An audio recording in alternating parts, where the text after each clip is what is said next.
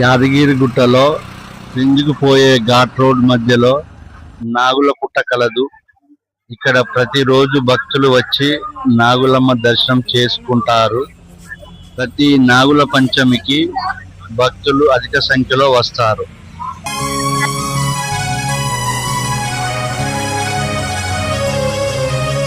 నాగుల చవితికి నాగేంద్ర స్వామికి పూజలు చేయగలారండి.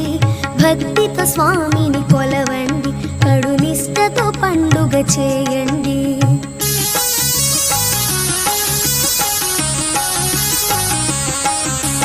నాగుల చవితికి నాగేంద్ర స్వామి.